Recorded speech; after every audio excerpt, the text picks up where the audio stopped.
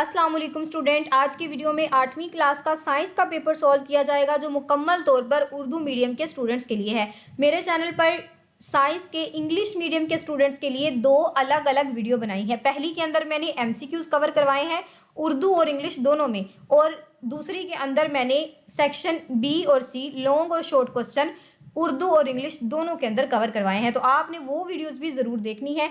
सबसे पहला हमारा एमसीक्यूज है, इकोसिस्टम में जानवर किस अमल के ज़रिए ऑक्सीजन और कार्बन साइकिल में अहम किरदार अदा करते हैं। तो रेस्पायरेशन के ज़रिए ये काम किया जाता है। जानवर रेस्पायरेशन सांस लेने के दौरान ऑक्सीजन अंदर लेकर जाते हैं और कार्बन डाइऑक्साइड बाहर खारिज करते हैं। मदरजा सेल में से कौन सा जुज़ इकोसिस्टम में तवाज़ुन के लिए ज़रूरी है? तो ऑक्सीजन बहुत ज़्यादा ज़रूरी है। ऑक्सीजन ज़्यादातर जानवरों की बका के लिए बहुत ज़रूरी है। जानवरों की स्पीशीज़ से खतरे से दोचार होने की वजह क्या है? तो वजह है मस्कन की तबाही। हवा में कार्बन डाइऑक्साइड के इजाफे की वजह क्या है? तो कार्बन डाई के इजाफे की वजह क्या है? डिफोरेस्टेशन। तस्वीर में वाई से लेबल शुदा हिस्से की निशानदही करें। तो यहाँ पर हम पहले तो तस्वीर देख लेते हैं। जी हाँ, तो ये वाली जो आपको तस्वीर दी गई है, इस तस्वीर को हम क्या कहते हैं? तो इस तस्वीर को हम एक्सॉन बी कहते हैं। तो यहाँ पर आपने अपना करेक्ट आंसर लगाना है। क्या है? एक्सॉन। वाई न्यूरॉन की लंबी धुन जैसी साख जिसे हम एक्सॉन कहते हैं। इंसानी जिस्म का वो कौन सा आर्गन सिस्टम है जो जिस्म के एक हिस्से से दूसरे हिस्से तक पैगाम लेकर जाता है? तो नर्वस सिस्टम हमारा ये काम करता है। नर्वस सिस्टम पूरे जिस्म में बरकी सिग्नल मुंतकिल करने का जिम्मेदार है। सेंट्रल नर्वस सिस्टम के दो अहम हिस्सों की निशानदही करें। तो सेंट्रल नर्वस सिस्टम में दो ही चीज़ें होती हैं, कौन सी? दिमाग और स्पाइनल कॉर्ड। तो दिमाग और स्पाइनल कॉर्ड मिलकर नर्वस सिस्टम बनाते हैं। जिस्म का तवाज़ुन कौन कंट्रोल करता है? जिस्म का तवाज़ुन सेरिब्यूलम कंट्रोल करता है। दिमाग के बाएं हेमिस्फीयर को पहुंचने वाले नुकसान की वजह से कौन सी सलाहियत सबसे ज़्यादा मुतासिर होती है? तो बोलने की सलाहियत सबसे ज़्यादा मुतासिर होती है। दिमाग का बायां हिस्सा आमतौर पर ज़ुबान, मंतक और बोलने के अफ़ाल को कंट्रोल करता है। साइटोप्लाज्म की तकसीम के दुरुस्त लेवल को मुंतखब करना है आपने। यहाँ पर देखें, ये वाली इमेज है आपकी, तो इसका जो करेक्ट जवाब है वो बी। यहाँ पर हमारी सेल की डिवीजन हो रही है, तो यहाँ पर आएंगे हम और अपना जवाब लगा देंगे साइटोकाइनेसिस। मेयोसिस के किस मरहले में क्रोमोसोम अपनी कॉपियाँ बनाता है? तो इंटरफेस के अंदर वो अपनी कॉपियाँ बनाता है। यहाँ पर देखिए, इंटरफेस वो मरहला है जहाँ डीएनए की नकल की कॉपी होती है।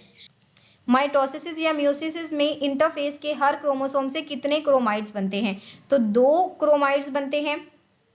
मियोसिस के दौरान एक सेल कितने डॉटर सेल में डिवाइड होता है? 4 के अंदर डिवाइड होता है। जेनेटिक इंजीनियरिंग में इंसुलिन जीन के अंदर दाखिल की जाती है, बैक्टीरिया के जीन के अंदर दाखिल की जाती है। ये नीचे भी लिखा हुआ है। स्टूडेंट, अगर ये पीडीएफ आप हासिल करना चाहते हैं तो आपने प्यारा सा कमेंट करना है, और अगर आपको वीडियो अच्छी लगी है तो आपने इसे शेयर ज़रूर करना है। एक बात याद रखें, अच्छी चीज़ को दूसरों तक पहुंचाना भी एक सदका है, एक नेकी है। तो आप अपने दोस्तों का ख्याल रखा करें, अच्छी चीज़ मिले तो दूसरों तक ज़रूर पहुंचाया करें। बायोटेक्नोलॉजिकल पाकिस्तान में कीड़ों को फसलों को लड़ने में किस तरह मदद करती है? तो किस तरह मदद करती है? कीड़ों को मारने वाले जीन्स को शामिल करके। नीचे आप इसका पढ़ सकते हैं। एक शहर को पानी की आलूदगी के संगीन मसाइल का सामना है। कौन सी बायोटेक्नोलॉजी टेक्निक पानी को साफ करने में मदद देती है? तो आपने हमेशा याद रखना है, बायोडिग्रेशन एक ऐसी टेक्निक है जो इस्तेमाल होती है। जेनेटिकली मॉडिफाइड चावल का नाम क्या है? गोल्डन चावल। पीरियोडिक टेबल के बारे में कौन सा बयान दुरुस्त है? तो पीरियोडिक टेबल के बारे में कौन सा बयान दुरुस्त है? एक ही ग्रुप के अनासर एक जैसी खुसूसियात रखते हैं। पीरियोडिक टेबल किसको दिखाने के लिए तरतीब दिए जाते हैं? पीरियोडिक टेबल एटॉमिक नंबर्स में बढ़ते हुए अनासर को दिखाने के लिए तरतीब दिए जाते हैं। जेवरात में बनने वाले नॉन मेटल का नाम क्या है? कार्बन। दर्जा झैल में से कौन सी कीमियाई जो मतवाजन है? तो मतवाजन हमारे पास है Na2+ 3H2। कौन सी मसावतें ख़ास तौर पर मतवाजन है? तो मतवाजन हमारे पास कौन सी है? CH4+2HO2 2HO2O+CO2। केमिकल मसावात में रिएक्टेंस तीर के निशान के किस तरफ लिखे जाते हैं? तो मेरे ख्याल से ये लिखे जाते हैं बाईं तरफ। बाकी हम देख लेते हैं। जी हाँ, बाएं तरफ लिखे जाते हैं। कीमियाई तवामल के दौरान रिएक्टेंस का कुल मास प्रोडक्ट के कुल मास के बराबर होता है। ये बयान किस चीज़ की तस्दीक करता है? तो ये बयान तस्दीक करता है मादे की बकाए कानून की। लेड बैटरीज में कौन सा एसिड इस्तेमाल होता है? Phosphoric acid. दर्ज झैल में से कौन सी खसूसियत बेस की है?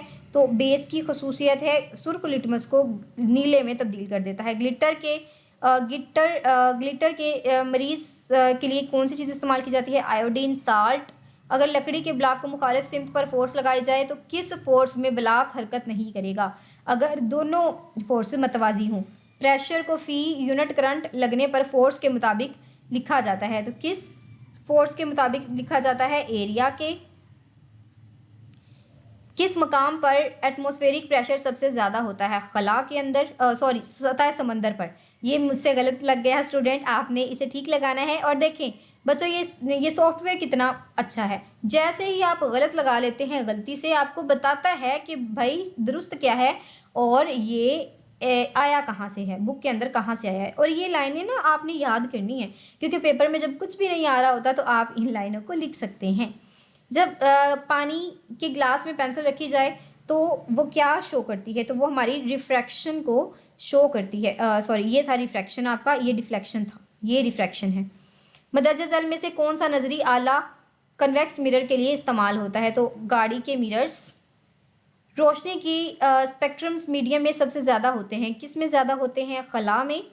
इलेक्ट्रिक सर्किट में रेजोनेंस मालूम करने का क्या फार्मूला है? रेजोनेंस मालूम करने का फार्मूला है हमारे पास वोल्टेज बाय करंट। मदरजा झैल में से कौन सी मकनातीसी मवाद है? तो कोबाल्ट। इलेक्ट्रिकल कंपोनेंट्स में सबसे फ्यूज़ की निशानदही करें तो फ्यूज़ ही होते हैं। चार्जेस के बहाव की शरह को कहा जाता है? चार्जेस के बहाव की शरह को हम कहते हैं इलेक्ट्रिक करंट। डिटर्जेंट बनाने के लिए कौन से अज्जा इस्तेमाल होते हैं? कौन से अज्जा इस्तेमाल नहीं होते? बेकिंग सोडा भी इस्तेमाल होता है, खुर्दनी, नमक भी, और एपिसम साल्ट एक ऐसा है जो इस्तेमाल नहीं होता। स्टूडेंट्स, हमने हमेशा इंग्लिश पढ़ी है, इंग्लिश मीडियम के स्टूडेंट्स थे तो उर्दू कभी पढ़ी नहीं है। अगर किसी लफ्ज़ की गलती हो जाए तो माफ़ कीजिएगा। कहकशाओं की मदरजा झैल इकसाम में से कौन से अपने मरकज़ के गिर्द घूमते हैं? तो बेकायदा गैलेक्सीज होती हैं। ब्लैक होल खला का एक ऐसा हिस्सा है जिस पर ग्रेविटी की ताकत बहुत ज़्यादा होती है। तो उम्मीद करती हूँ आपको MCQs तो सारे रट गए होंगे। अगर नहीं हुए तो आप एक बार फिर से वीडियो देख लें।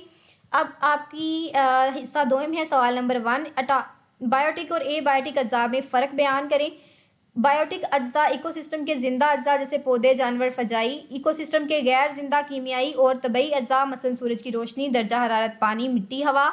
ग्रीन हाउस असर को बयान करें और किसी एक ग्रीन हाउस गैस का नाम लिखें। ग्रीन हाउस असर वो अमल है जिसमें ज़मीन की फ़ज़ा में मौजूद तमाम गैसें सूरज की रोशनी को कैद कर लेती हैं और इसे खला में वापस जाने से रोकती हैं, जिससे ज़मीन गर्म हो जाती है। मिसाल है कार्बन डाइऑक्साइड और मीथेन। अरादी और गैर अरादी अफ़ाल में फ़र्क बयान करें। वो अफ़ाल जो शौरी तौर पर किए जाते हैं और दिमाग के ज़रिए कंट्रोल होते हैं, मसलन बोलना, चलना, पढ़ना। गैर अरादी अफ़ाल वो अफ़ाल जो बगैर सोचे समझे खुद ब खुद हो जाते हैं, अमूमन स्पाइनल कार्ड या निचले दिमाग के कंट्रोल में होते हैं, मसलन दिल की धड़कन, हाजमा और पलक झपकना। वालदैन औलाद से वालदैन में मुंतकिल होने वाली खसूसियात के नाम और उन्हें क्या कहा जाता है? रंग, बालों का रंग, आँखों का रंग, जिल्द का रंग और कद जैसी खसूसियात मुंतकिल होती हैं। इन्हें वरासती खसूसियात कहा जाता है। बायोटेक्नोलॉजी ज़िंदगी बचाने वाले 3 प्रोडक्ट्स के नाम लिखें। तो ह्यूमन इंसुलिन, वैक्सीन्स और एंटीबायोटिक्स। एटॉमिक नंबर क्या है? किसी अनासर के एटॉमिक के न्यूक्लियस में मौजूद प्रोटॉन्स की तादाद को एटॉमिक नंबर कहा जाता है। हाइड्रोजन का एटॉमिक नंबर 1 है। केमिकल रिएक्शन की तारीफ करें और मसावात में रिएक्टेंट्स और प्रोडक्ट को पहचानें। वो अमल जिसमें एक या एक से ज़्यादा एशिया नई तबई और केमिकल खसूसियात के साथ नई एशिया में तब्दील हो जाती हैं। रिएक्टेंट्स में कार्बन और ऑक्सीजन है, प्रोडक्ट्स में कार्बन डाइऑक्साइड गैस है। मदरजा झैल कीमियाई मसावात को आपने बराबर करना है, तो ये तो आप बहुत अच्छे तरीके से कर सकते हैं खुद ही। इंडस्ट्री में साल्ट के 3 इस्तेमालात लिखने हैं। सोडियम क्लोराइड इस्तेमाल होता है, क्लोरीन गैस किसके लिए इस्तेमाल होती है? सोडियम वॉशिंग सोडा बनाने के लिए, बेकिंग पाउडर बनाने में इस्तेमाल होता है। सोडियम कार्बोनेट इस्तेमाल होता है शीशा बनाने के लिए, कागज़ और डिटर्जेंट की तैयारी में इस्तेमाल होता है। पोटाशियम नाइट्रेट खाद धमाका खेज मवाद की तैयारी के लिए इस्तेमाल होता है।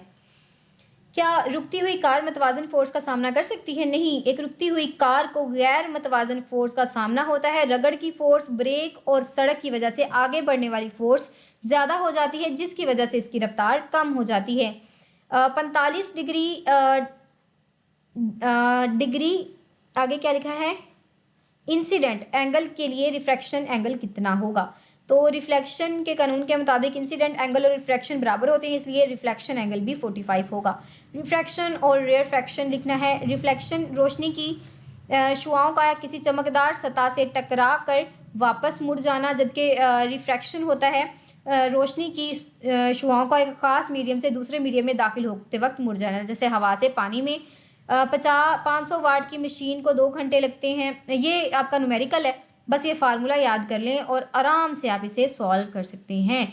टूथपेस्ट की तैयारी के लिए खाम माल कौन से इस्तेमाल होते हैं?